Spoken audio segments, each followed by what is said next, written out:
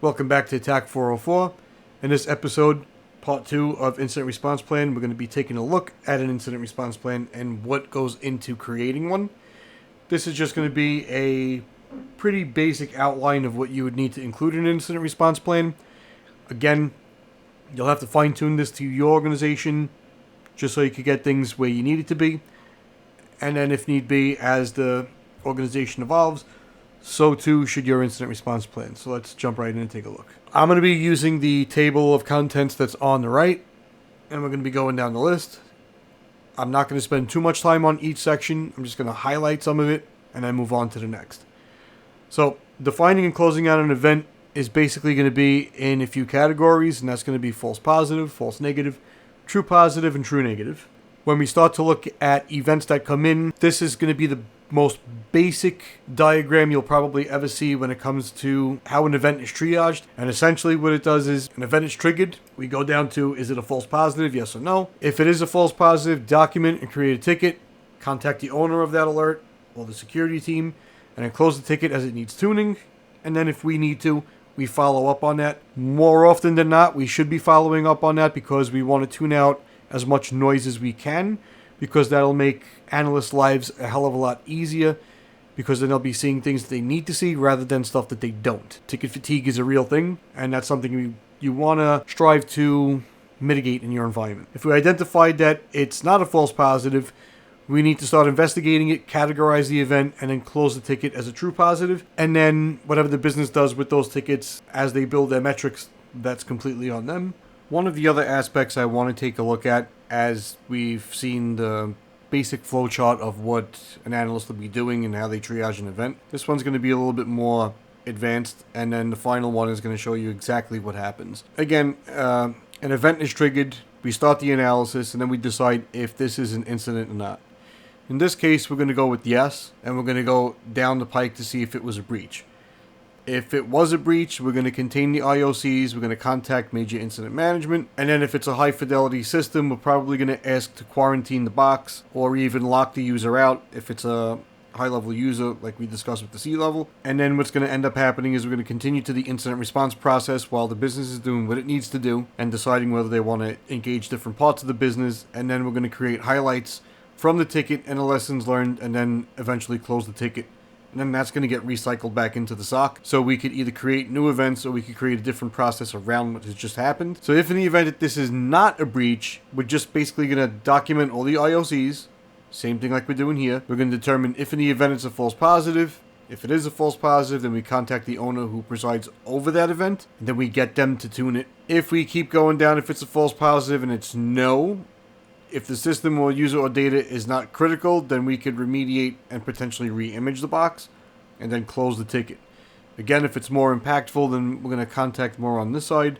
We're going to see if we could get the business to allow us to re-image, or if it's a server, if they have another server to spin up that could replace the one that has been affected so the business doesn't suffer any loss. Now, another graphic that I created and flowchart is this one. This is a little bit more in depth because it's going to show you what the business end and what the business is going to do. So when we have an event that's triggered, and I'm going to pay attention mostly to this side, we don't really care about this one because we care about the action items.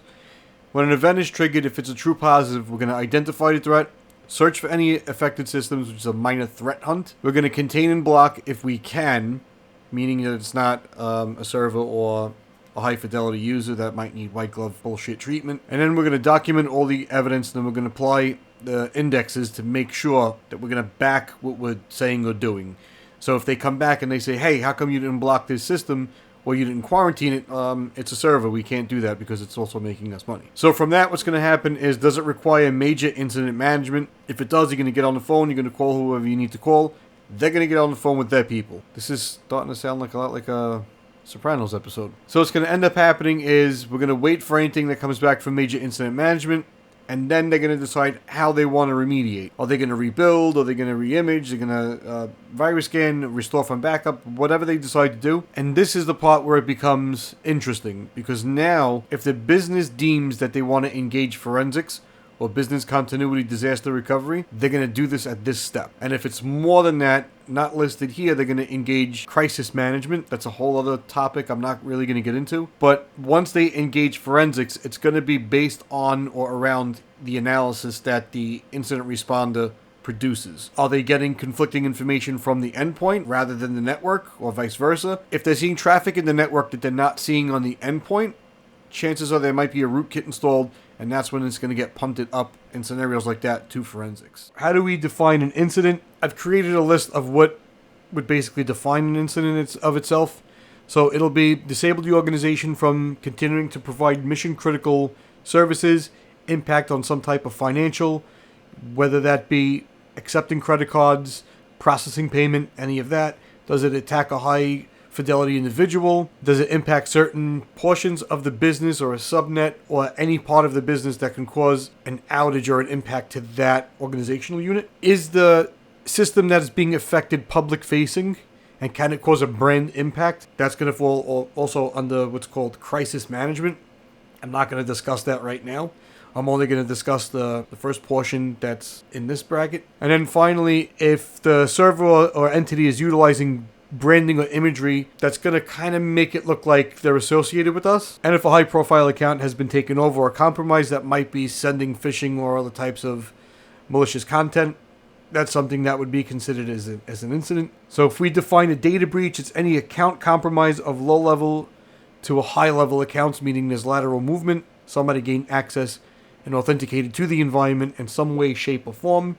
If there's a business email compromise, are they sending out things that could potentially damage the brand or the image of the organization? Are they laterally moving for reconnaissance efforts, or are they looking to find other machines with other potential weaknesses? Is it a system or group of systems that are communicating with a high-risk country, any competitors, known threat groups, and the like? They can also set this off as a breach.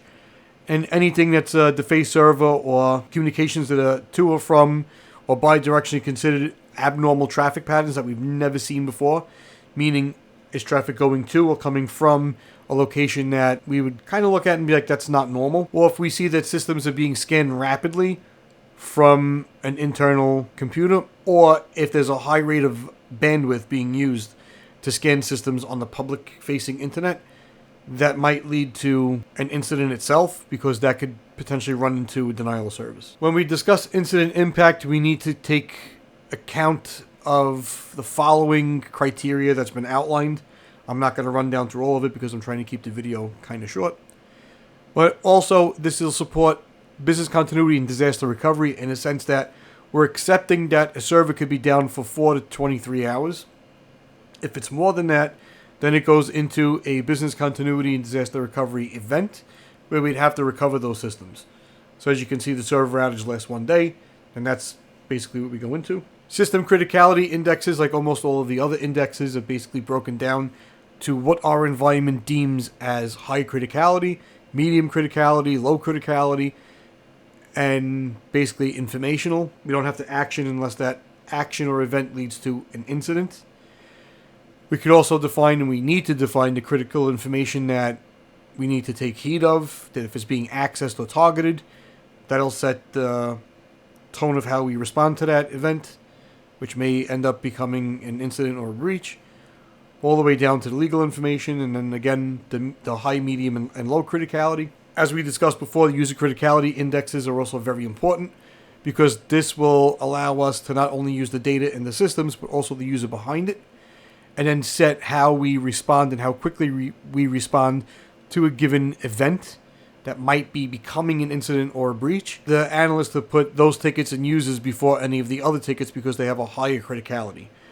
So more important things are being triaged than, let's say, spam or a user logging in and off that might not even be an attack. Again, data criticality matrix is very important. The same way we defined the other criticality matrices are defined here. In this case, it's broken down by data categories. And then the business will start to put a weighted impact on each data point. And that'll basically lead to, again, if a ticket comes in, how we assess that ticket and if we should be remediating that one first or a ticket that came before it. Incident types and handling, as I explained during the presentation, is also very important because we need to categorize what we do with certain events in this case, we'll see that we have a server infected with malware, and this will include the steps that we need to do if the server is breached, if it's a server event, what happens if it's an endpoint, what happens if it's malware on an endpoint, and the list goes down. And again, this would be a living document, so whatever happens in the environment, we need to revisit the incident response plan and update accordingly, and then also, as listed in the incident response plan, provide the SOP location that analysts could go to in order to mitigate and triage that event, incident, or breach in a much more rapid way than if they didn't have any documentation and they were doing guesswork. So with that, I'm going to cap the incident response plan at part 2. We'll take a look at the rest of the incident response plan as we progress. And then from what we're putting together today, we're going to be building out and performing incident response and then creating those documents as this series progresses. So if you like the content, please like, share, and subscribe, and I'll see you next time.